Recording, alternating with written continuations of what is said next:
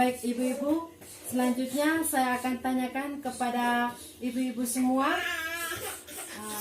apa yang ibu lakukan ketika melihat atau menemukan anak kita atau saudara kita yang mengalami kekerasan seksual.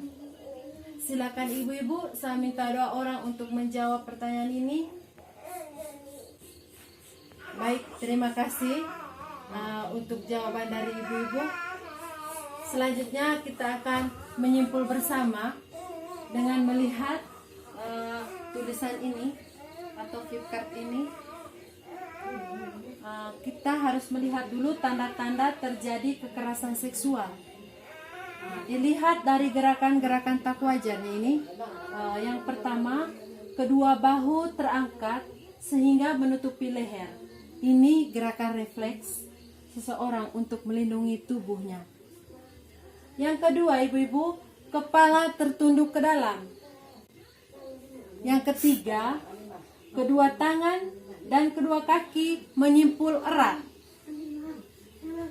Dan yang keempat, lutut tertekuk ke dalam. Yang kelima, tubuh menekuk. Yang keenam, mata berkedip-kedip. Dan yang ketujuh, wajah itu pucat pasi. Nah, ibu-ibu, ini tanda-tanda terjadi kekerasan seksual yang dilihat dari gerakan-gerakan tak wajarnya. Lalu ada juga tanda-tanda terjadi kekerasan seksual dilihat dari gerakan dari gejala fisik.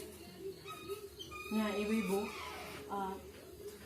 dari gejala fisik yang pertama ini, ibu-ibu, sakit jika memakai celana dalam dan mengeluh kesulitan atau kesakitan saat BAB atau BAK.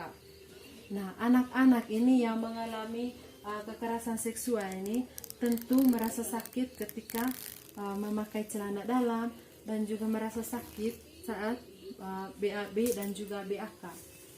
Yang kedua itu gejalanya cedera pada buah dada, bokong, perut bagian bawah, paha, sekitar alat kelamin atau dubur.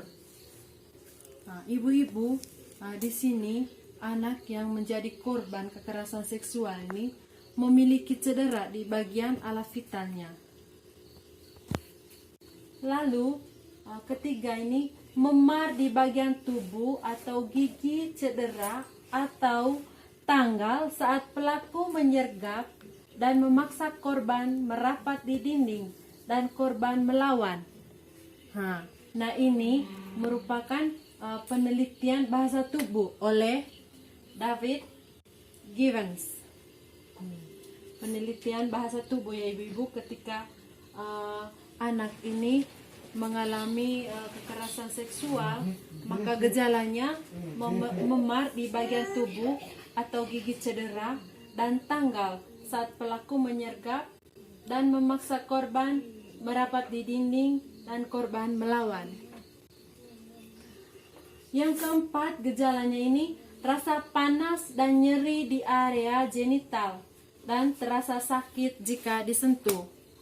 Anak-anak yang mengalami kekerasan seksual ini merasa nyeri, merasa panas dan nyeri di area genital, dan juga bahkan kalau kita sentuh akan merasa kesakitan. Lalu gejala yang ke-5 ini, cara jalan yang tak wajar, agak mengangkang. Nah, cara jalan ini biasanya anak kita sebelum terjadi kekerasan seksual pasti jalannya normal. Saat dia mengalami kekerasan seksual, maka jalannya berubah menjadi mengangkang. Oleh sebab itu kita harus memperhatikan gejala-gejala ini ya ibu-ibu. Lalu gejala yang ke-6 itu, ditemukan bekas bercak darah atau cairan di celana dalam anak, dan kemungkinan ditemukan bagian pakaian yang robek atau kancing yang lepas karena ditarik paksa. Nah, ibu-ibu, kita harus cermat ya untuk melihat pakaian dalam dari anak kita, karena korban kekerasan seksual, yaitu dengan melihat celana dalamnya apakah ada bekas darah atau bajunya rusak karena mungkin dipaksa oleh si pelaku. Nah, ibu-ibu, ini gejala fisiknya. Lalu ada juga tanda atau gejala psikis. Yang pertama itu gejala psikisnya ini, anak berubah ekspresi. Nah, berubah ekspresi menjadi pendiam, cemas, gelisah, mengurung diri, takut ditinggalkan sendirian. Nah, ibu-ibu, biasanya anak kita mungkin ceria sebelum terjadi ini kekerasan seksual. Namun, setelah mengalami kekerasan seksual ini, anak kita berubah menjadi murung, lalu cemas, pendiam, suka mengurung diri, dan bahkan takut untuk ditinggalkan sendirian. Nah, ini ibu-ibu, inilah gejala psikis yang dialami oleh anak yang menjadi korban kekerasan seksual. Kemudian, gejala psikis yang kedua menunjukkan keluhan-keluhan fisik yang tidak dapat dijelaskan penyebabnya, seperti pusing, sakit perut, atau masalah makan. Nah, ini juga menjadi gejala psikis dengan menunjukkan keluhan-keluhan fisik yang tidak dapat dia jelaskan. Lalu yang ketiga ini, sulit tidur dan mimpi buruk diikuti mengingau. Nah, anak-anak yang mengalami kekerasan seksual ini bisa saja menjadi kurang tidur atau sulit untuk tidur, dan bahkan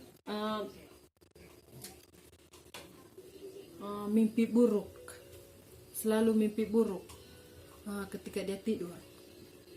Kemudian gejala psikis yang keempat ini, sulit konsentrasi dan sulit belajar sehingga tidak mampu menyelesaikan tugasnya. Nah, di sini juga ibu, anak yang mengalami korban kekerasan seksual ini, dia pasti gagal fokus, lalu tidak mampu untuk menyelesaikan tugasnya, sulit berkonsentrasi dalam belajar. Dan yang kelima ini, perilaku kemunduran, yaitu mengisap ibu jari, kemunduran kemampuan bicara, dan juga ngompol. Nah, perilaku kemunduran ini ibu ketika biasanya anak-anak kita itu tidak mengisap ibu jari. Lalu ketika terjadi kekerasan seksual, maka dia berubah itu dengan mengisap jarinya. Habis itu kemunduran berbicara atau kemampuan bicaranya kurang, dan juga terjadi mengompol. Nah, ibu-ibu, inilah gejala psikis anak-anak saat menjadi korban kekerasan seksual. Lalu ibu-ibu, ketika kita sudah mengetahui tanda-tanda tanda-tanda kekerasan seksual yang dialami oleh anak ini, lalu saya mau tanya lagi kepada ibu-ibu. Ibu-ibu, dari tanda-tanda tersebut yang saya jelaskan ini, apa kira-kira ibu lakukan? Tadi saya jelaskan ini, dilihat dari gerakan-gerakan tak wajar, dilihat dari gejala fisik, dan juga tanda atau gejala psikisnya ini ibu-ibu. Apa yang ibu-ibu lakukan? Saya minta kepada ibu-ibu, 2 orang ibu untuk menjawabnya. Silakan ibu-ibu. Oke, terima kasih untuk jawaban dari ibu-ibu. Nah, ibu-ibu, kita lihat bersama di sini sikap dan perilaku orang tua jika anak mengalami gejala kekerasan seksual. Yang pertama itu ibu-ibu, kita tidak panik dan tidak marah. Nah, ibu-ibu, kita harus paham ini, kita tidak boleh panik ketika melihat anak kita atau saudara kita yang mengalami kekerasan seksual ini. Tidak boleh panik dan juga tidak boleh marah. Kemudian, peluklah anak erat-erat untuk menunjukkan bahwa Anda sangat menyayangi mereka. Nah, ibu-ibu, ketika kita sudah mengetahui tadi, kita harus memeluk erat-erat anak tersebut supaya dia merasa diperhatikan. Lalu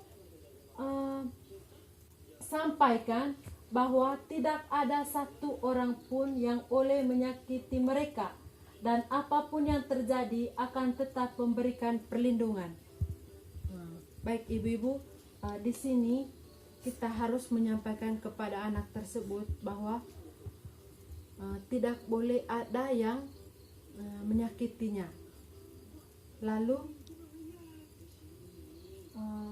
apapun yang terjadi harus kita tetap melindunginya. Seperti jangan panik dan juga tidak boleh marah.